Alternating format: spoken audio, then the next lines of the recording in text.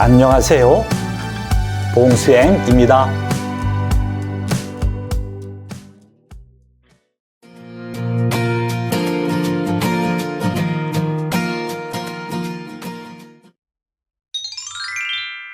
오늘은 지리와 관련된 한국어 표현을 공부할 거예요.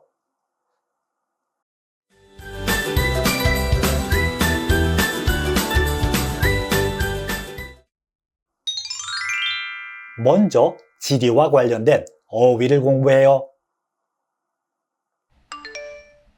고장. 우리 고장은 물이 맑고 산이 높아 옛날부터 휴양지로 유명하다. 댐. 댐이 세워진 후 그 지역은 더 이상 홍수 피해를 입지 않게 되었다. 둘러싸이다. 우리 고향은 산으로 둘러싸여 있어 경치는 좋지만 교통이 불편하다. 상류. 상류에서 흘러온 물이 이곳에서 동서로 갈라진다. 지리. 지난주에 여행을 갔는데 그곳 지리를 잘 몰라서 길을 잃어버렸다. 하류. 우리 마을은 금강 하류에 위치해 있다. 항구. 아버지를 태운 배가 항구로 돌아왔다. 해수욕장. 작년 여름에 제주도 해수욕장에 가서 친구들과 수영도 하고 사진도 찍었어요. 흙. 사비나는 흙을 화분에 담고 그 위에 씨를 뿌렸다.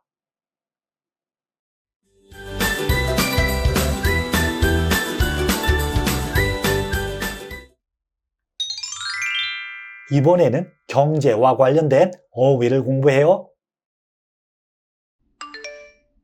공업. 내 고향은 대표적인 공업 도시로서 곳곳에 공장이 많다. 구매하다. 가전제품을 구매하기 전에 우선 인터넷으로 가격 비교부터 해보세요. 낭비. 중요하지 않은 일에 시간을 낭비하지 말아라. 농산물. 그 시장에 가면 전국에서 나는 농산물을 다 볼 수 있다. 무역하다. 동생은 고향과 외국을 오가면서 커피 무역을 하고 있다. 상업. 이 지역은 예전부터 상업이 발달하여 크고 작은 회사가 많이 모여 있다. 생산. 이 지역에서 생산되는 딸기는 특히 달고 맛이 좋아요. 소비. 경제가 어려워지면 사람들이 소비를 덜 하게 된다. 수입. 이 소파는 해외에서 수입한 거라서 가격이 아주 비싸다. 수출. 우리 회사에서는 전 세계에 휴대전화를 수출한다. 전략. 저는 용돈을 절약해서 어머니 생신 선물을 사드렸다. 특산물. 어머니가 여행을 갔다 오시면서 그 지역의 특산물을 사오셨다.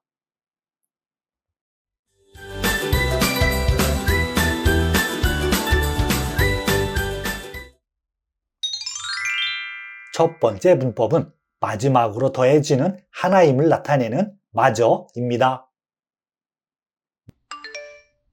문법 마저는 이미 관련된 대부분이 포함되어 있는 상태에서 앞에 오는 말이 마지막으로 더해지는 하나임을 나타낼 때 사용합니다.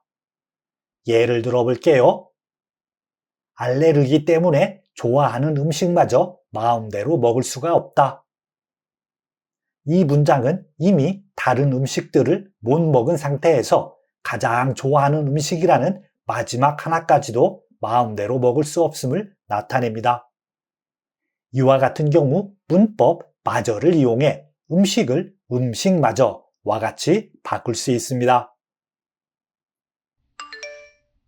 문법 마저는 명사 끝 음절의 받침 유무와 상관없이 명사 더하기 마저 형태를 사용합니다. 문법 마저를 이용해 문장을 완성하세요.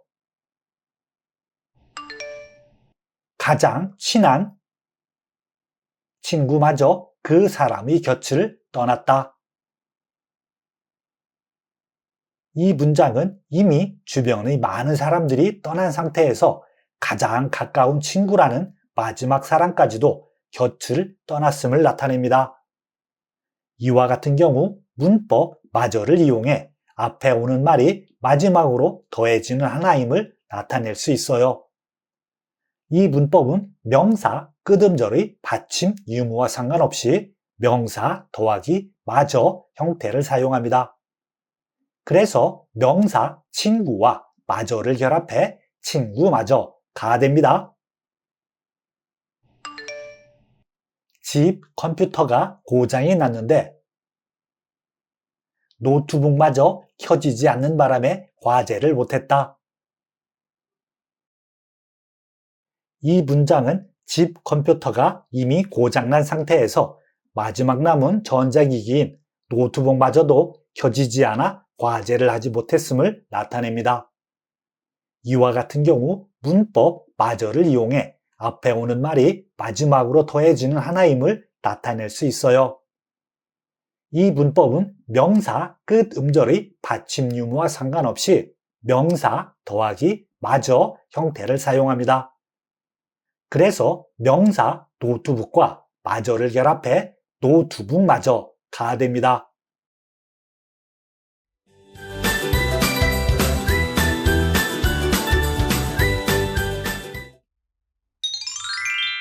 두 번째 문법은 더해지는 하나임을 나타내는 까지입니다. 문법 까지는 이미 관련된 대부분이 포함되어 있는 상태에서 앞에 오는 말이 더해지는 하나임을 나타낼 때 사용합니다. 예를 들어 볼게요.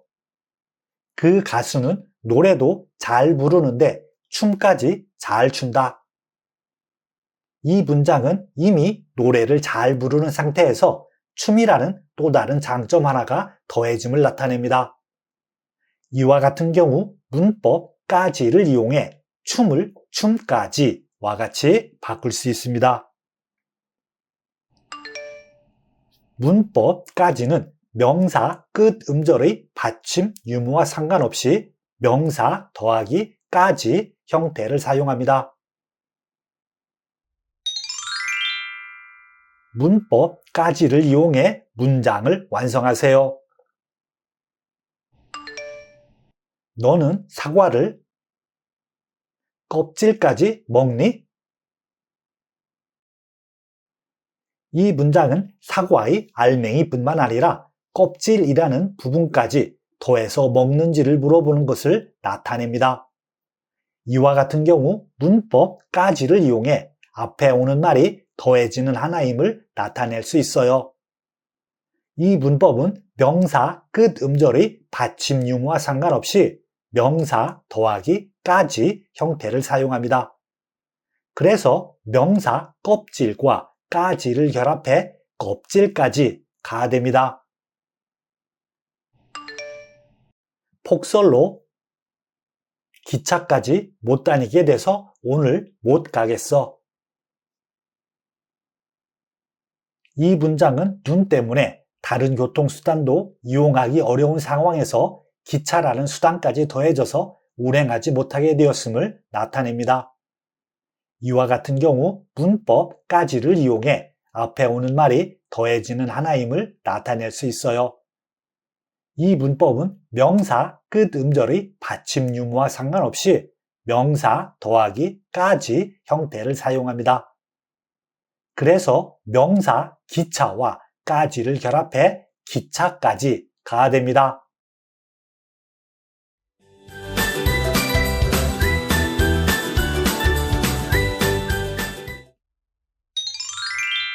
세 번째 문법은 행위의 결과가 유지됨을 나타내는 어노타입니다.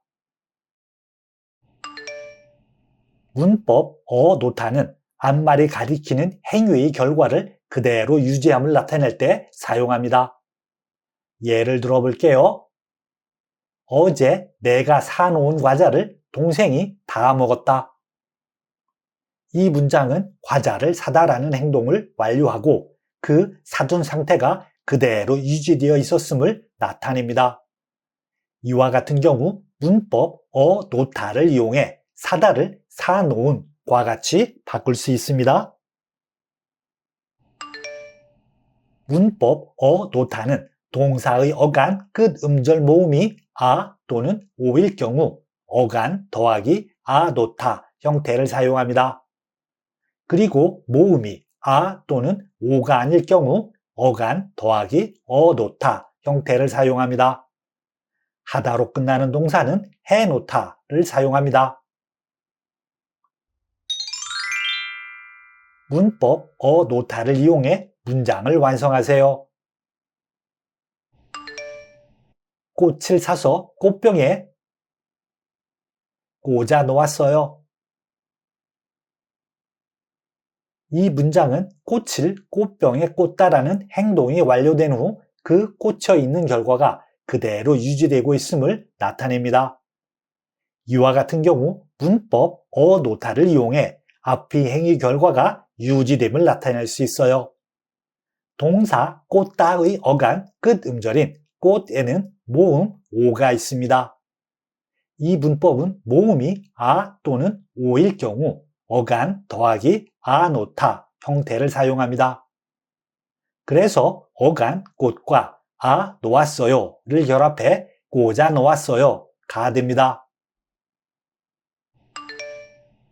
여름에는 항상 창문을 열어놓고 지내요.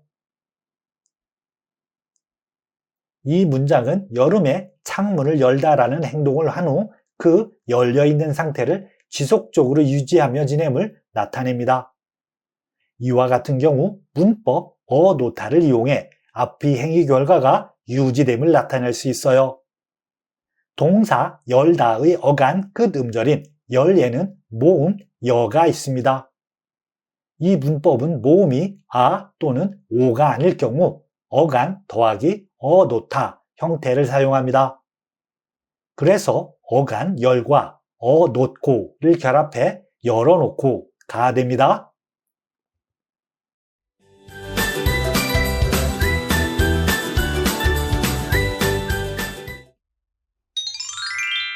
네 번째 문법은 대비하여 결과가 유지됨을 나타내는 어두다입니다. 문법 어두다는 무언가를 대비하여 앞말이 가리키는 행위의 결과를 유지함을 나타낼 때 사용합니다. 예를 들어 볼게요. 동생 생일 파티에 쓰려고 케이크를 사두었어요. 이 문장은 생일 파티라는 미래의 일을 대비하여 케이크를 사다라는 행동을 완료하고 그 결과를 유지하고 있음을 나타냅니다. 이와 같은 경우 문법 어두다를 이용해 사다를 사두었어요 와 같이 바꿀 수 있습니다. 문법 어두다는 동사의 어간 끝음절 모음이 아 또는 오일 경우 어간 더하기 아두다 형태를 사용합니다. 그리고 모음이 아 또는 오가 아닐 경우 어간 더하기 어두다 형태를 사용합니다. 하다로 끝나는 동사는 해두다를 사용합니다. 문법 어두다를 이용해 대화를 완성하세요. 저 상자 안에 있는 건 뭐예요? 옛날에 듣던 음악 CD를 버리려고 정리해둔 거예요. 이 문장은 CD를 버리는 일을 대비하여 미리 정리하다라는 행동을 완료하고 그 상태를 유지하고 있음을 나타냅니다. 이와 같은 경우 문법 어두다를 이용해 무언가를 대비하여 앞이 행위 결과가 유지됨을 나타낼 수 있어요. 정리하다와 같이 하다로 끝나는 동사는 해두다를 사용합니다. 그래서 정리와 해둔을 결합해 정리해둔이 됩니다. 오늘 찌엉시내 같이 갈 수 있어? 내일 찌엉시 집에 가려고 어제 일을 다 끝내두었어. 이 문장은 친구와 함께 가기로 한 일을 대비하여 미리 일을 끝내다라는 행동을 완료하고 그 상태를 유지했음을 나타냅니다. 이와 같은 경우 문법 어두다를 이용해 무언가를 대비하여 앞이 행위 결과가 유지됨을 나타낼 수 있어요. 동사 끝내다의 어간 끝 음절인 내에는 모음 에가 있습니다.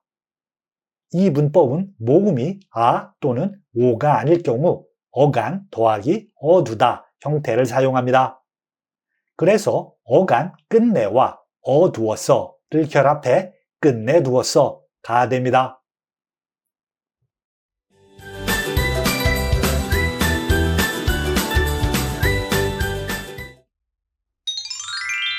다섯 번째 문법은 짧은 시간 동안에 일어난 일을 나타내는 는 사이에입니다.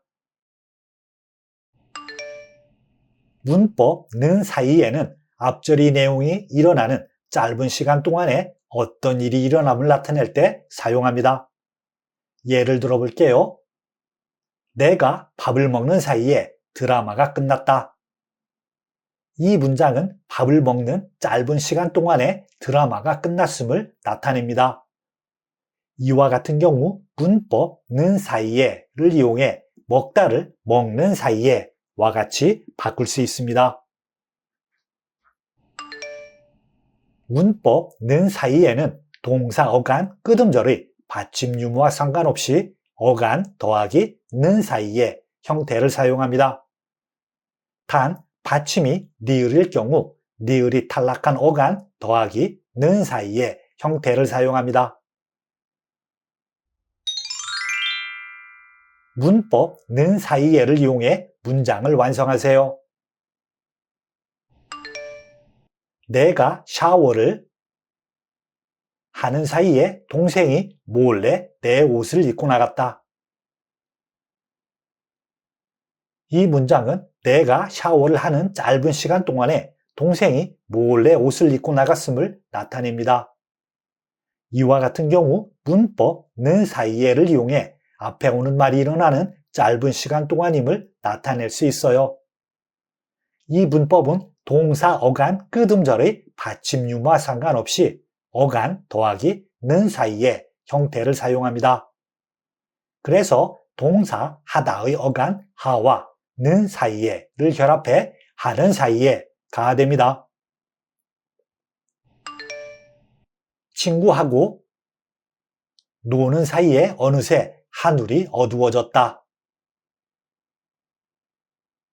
이 문장은 친구하고 노는 짧은 시간 동안에 하늘이 어두워졌음을 나타냅니다. 이와 같은 경우 문법 는 사이에를 이용해 앞에 오는 말이 일어나는 짧은 시간 동안임을 나타낼 수 있어요. 동사 놀다의 어간 끝 음절인 놀에는 받침 니을이 있습니다. 이 문법은 받침이 니을일 경우 니을이 탈락한 어간 더하기 는 사이에 형태를 사용합니다. 그래서 니을이 탈락한 어간 노와 는 사이에를 결합해 노는 사이에가 됩니다.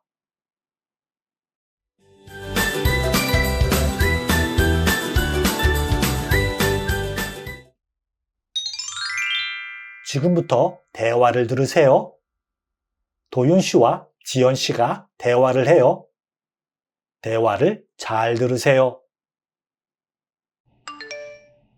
요 앞 공원에서 지역 특산물을 파는 시장이 섰다는데 가봤어? 오전에 갔었는데 여러 고장의 농산물이 다양하게 있더라. 평소에 마트에서 보기 힘든 특산물도 있었어. 그래서 한 바퀴를 둘러보는 사이에 이것저것 사고 싶은 욕심이 생기더라고.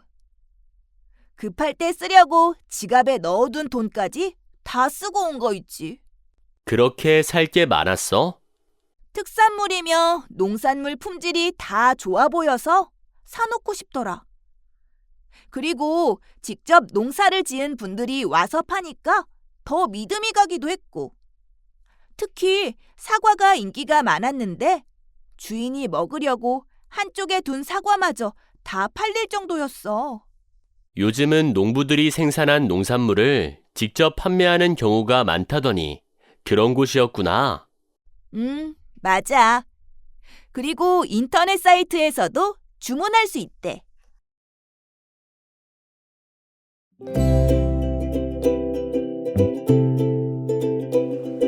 수고했어요. 다음 시간에 만나요.